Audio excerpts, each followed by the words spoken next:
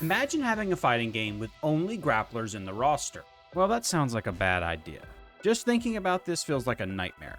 Maybe that's the main reason for fighting game developers to spread characters of this archetype across many titles, not to destroy the emotional health of the whole community.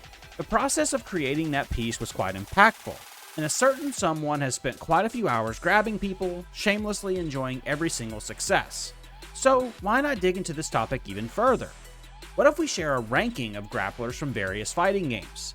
It may help you quickly find a character you would like to play, and probably even give you an idea about what game to play or replay next. The list is here, and it's not too serious, despite giving some practical notes about those characters. To make this video strictly facts-driven, we need that all-grappler fighting game, which, thank goodness, is never going to happen.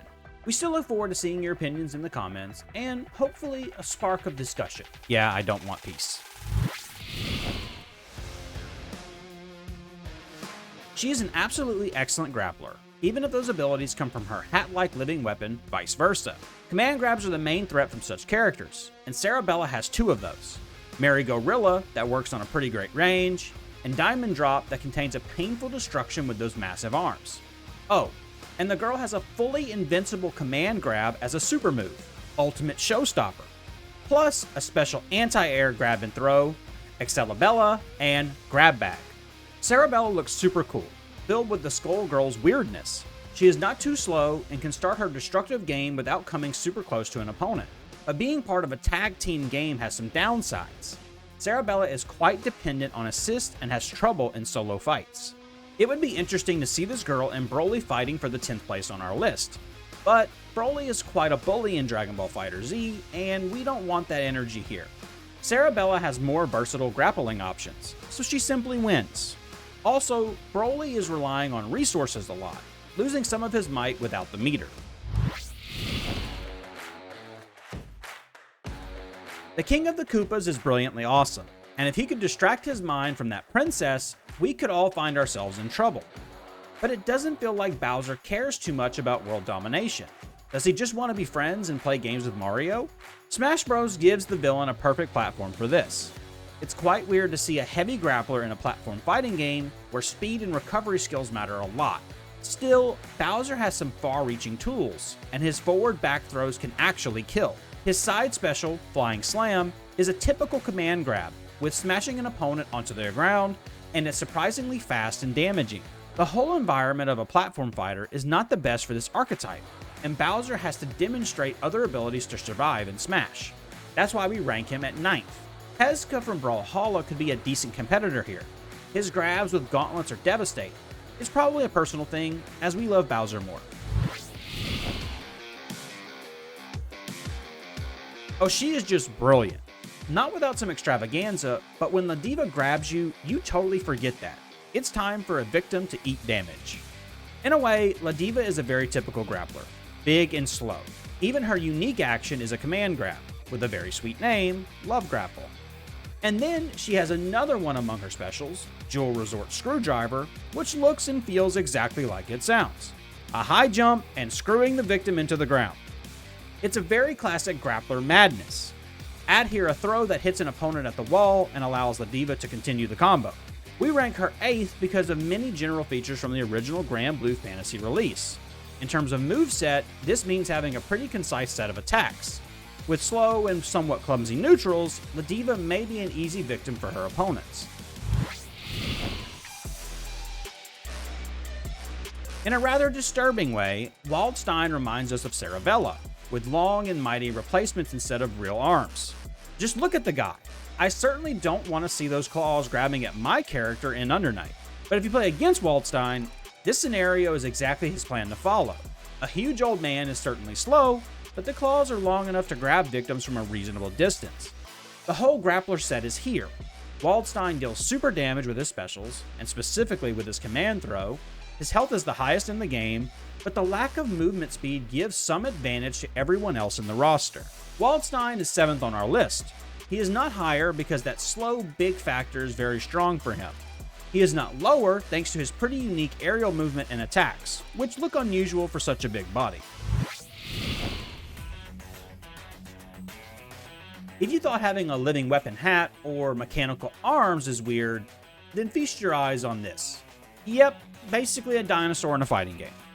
We could even add him to our list of the most unconventional characters in fighting games, but those other contenders succeeded more in their unorthodox everything. King of Dinosaurs is an alter ego of Tzak, a Mexican wrestler who could not take the shame of losing a match and hid behind a new persona.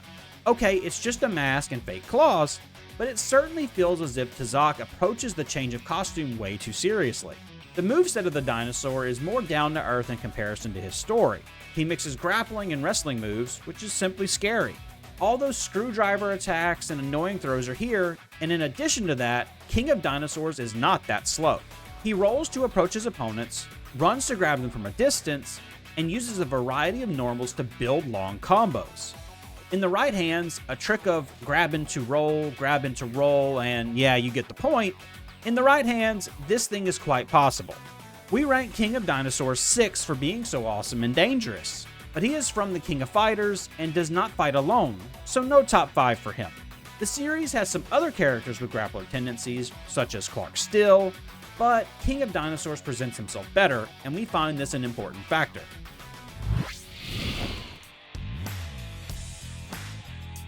You know this is a grappler at the very first sight. Iron Tager is a huge character with big mighty arms. Yep, exactly to grab you and destroy you. Having that red color scheme and dangerous fangs only intensifies the impression. Opponents should probably get scared just from looking at the guy. But sure, it's not about appearance only. How has Iron Tager earned to be 5th on our list? His highest health in Blaze Blue Central Fiction and some super strong command throws create the basis for such ranking.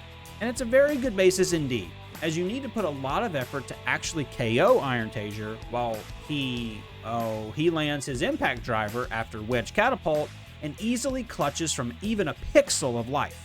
The disadvantage of having slow movement and no double jump or air dash is nicely compensated by an invulnerable backdash and the unique mechanic of magnetizing opponents to the deadly range. Many characters of the Blaze Blue roster have good tools against Iron Tager, but they absolutely struggle if a player can be patient and waits for proper moments to land his might. The Red Cyclone from the Street Fighter series is kind of more realistic than many other grapplers. No magic body pieces, and he is not a king turtle either. We consider that an advantage, a disturbingly scary advantage. Do we really have such grapplers in real life? His fighting strategy is quite effective. Zangief has a set of offensive tools, like long-range normals and his quick double lariat, to force opponents to get defensive and activate the block. And then he throws his command grab to the scene. Screw Pile Driver is not something you want to see landing on your character. However strong Zangief is, he is 4th on our list, because the bombastic show of Screw Pile Driver in a way resets the action for the character, and he has no return to normals to make his way to the grabbing zone again. Also, the developers have added many good counterpicks in Street Fighter 6, so some dedication is needed to stick to Zangief. Do you have it? You would probably never say that this guy is a grappler, and it seems to be a notable advantage of Reiko.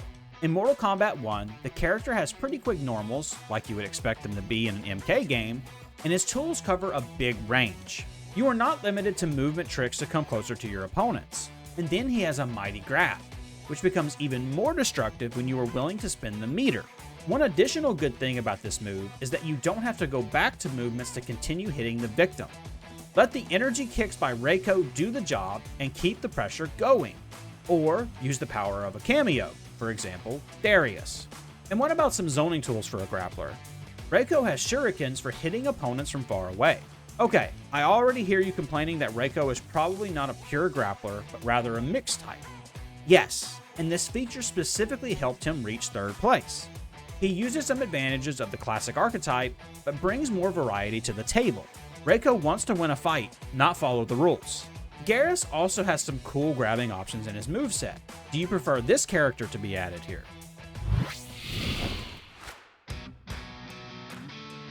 Is it just me, or does Patimkin and Big Band from Skullgirls have similar vibes? Anyway, This character condensates all the grappler features and even gathers together many ideas by Arc System Works about this fighting archetype.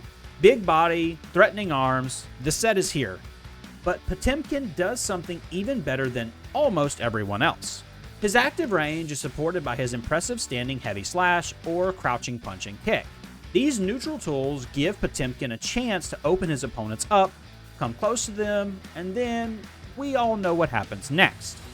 The signature command grab is named Patimkin Buster, and it's absolutely, totally destructive. With its speed and range, this move is one of the best grabs across many games.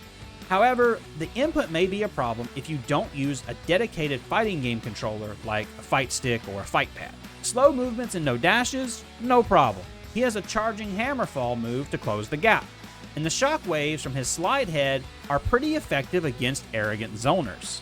Patimkin is an iconic grappler and totally deserves to be second in our ranking. But is he more iconic than the next contender?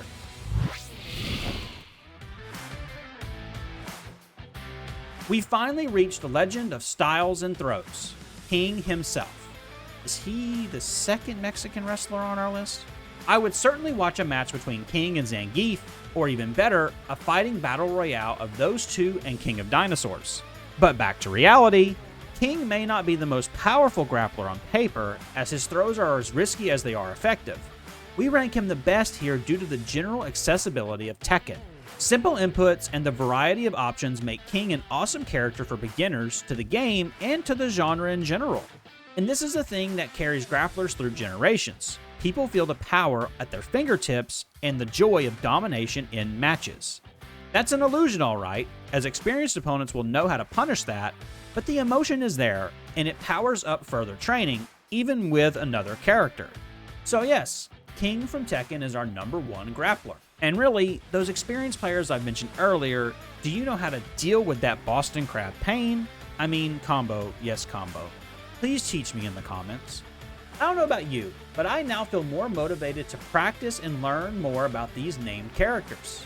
Don't forget that some extra info on these characters can be found on DashFight.com, like general articles or dedicated guides to them. Thanks for watching the video all the way to the end. We really appreciate it. And if you liked this video, drop a like. If you didn't, drop a dislike and let us know in the comments why. Thanks for watching, and we'll see you in the next video.